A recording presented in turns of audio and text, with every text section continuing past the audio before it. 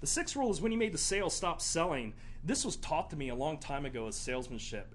Once someone is convinced that they like Dr. Paul, they like a particular product, you can only hurt yourself by saying something else.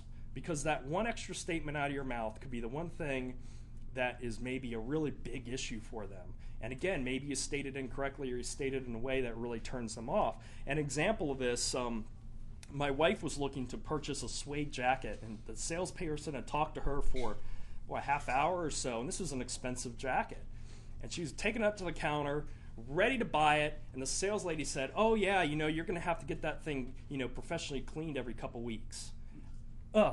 She stopped, turned around, took it back, and said, well, let me think about it a bit. The sales lady thought, she was helping out, but you could say something that maybe misrepresents what really happened. Maybe it really didn't need to be cleaned that much, but the whole point here is she blew the sale because she went ahead and she kept selling after the sale was made.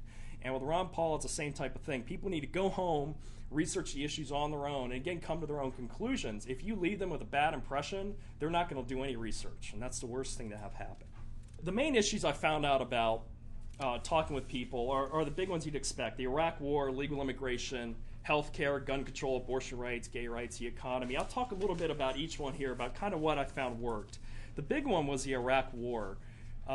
My experience at the fair, I'd say about 7 out of 10 people were not for the Iraq War, and I think that number's going up each day.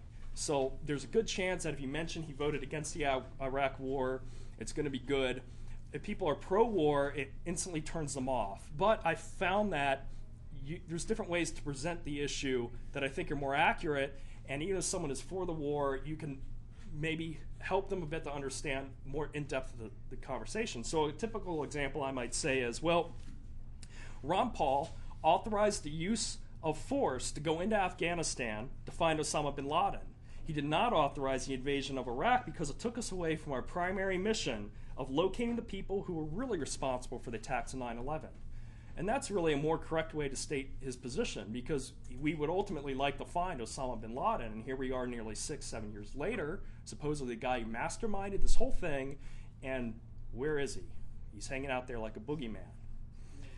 A second way of talking about it, too, is with the immigration side of things, which is basically why we worried about protecting the borders in Korea, Germany, Iraq, and all over the planet, and leaving our own borders wide open.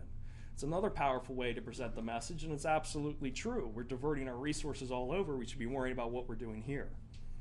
And finally, something that I found was really effective and presents a very good argument is saying something on the order of, I think we can all agree that eventually, no matter who is elected, we're eventually going to withdraw all or most of our troops from Iraq.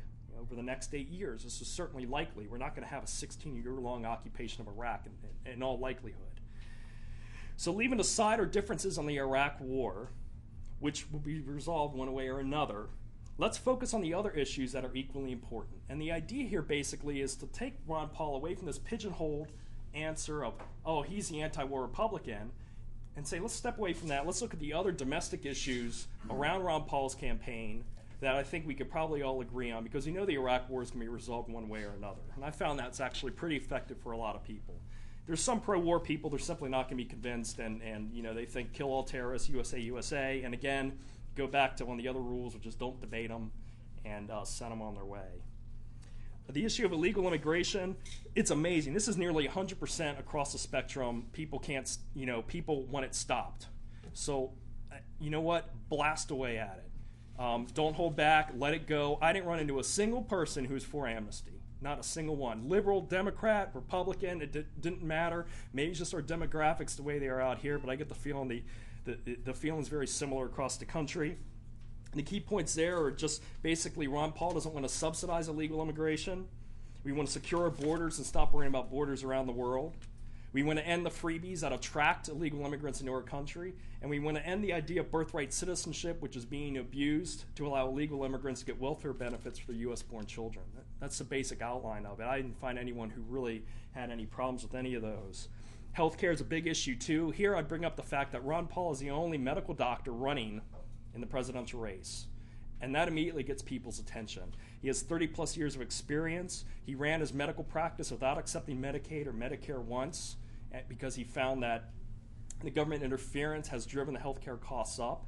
And essentially what I leave people with is, who is going to understand the healthcare situation more? Someone like Dr. Paul, who's been in the medical practice for 30 years, or a professional lawyer or bureaucrat who's never had to deal with the situation. And that's usually a good way to put it. A couple other things I tend to put a spin on too, which is that nothing is really free in free healthcare, and are they willing to pay much higher taxes to support it? The other thing too is, are they willing to have a government bureaucrat decide whether they are too old or too sick to get life-saving treatment, which sometimes happens under socialized medicine systems. They say, oh, well, you're too old, or you're not eligible for that transplant, sorry. These types of things happen. The gun control issue, what I found is someone asked about gun control, they're a single-issue voter. They're almost always pro-gun. Ron Paul has the strongest record of any candidate on the Second Amendment rights. Go ahead and show them that and let them know fully. If someone happens to be anti-gun, they're almost certainly going to disagree with just about everything else Ron Paul has to say. So I don't worry about upsetting them. It's just a reality. It's safe to say they won't have a gun. Yeah, that's true. I brought that up to someone that the Ron Paul supporters are by far the best armed. So you should watch out. Abortion rights. This is the most emotional. It seems to me, of all the issues, even more than the Iraq War and this other stuff. I was pretty amazed to see how much emotion is tied into it.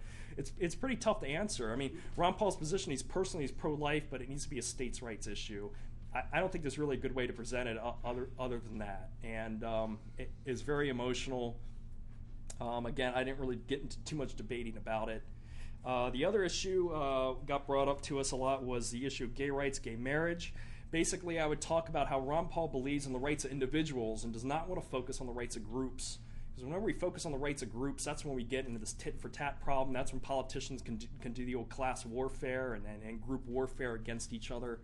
And so I tend not to focus on that too much. I mean, he said in a debate, essentially, that if the heterosexual behavior is causing a problem, it should be dealt with. If homosexual behavior is causing a problem, it should be dealt with.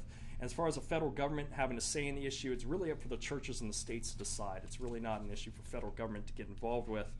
And essentially, this gets back to his message of liberty, and a common theme among all these problems is that by allowing the federal government to intervene on these various social issues, no matter whether it's gay rights or education or this or that, by giving the federal government the ability to intervene, what you're basically saying is they can intervene on any other issue they feel like doing.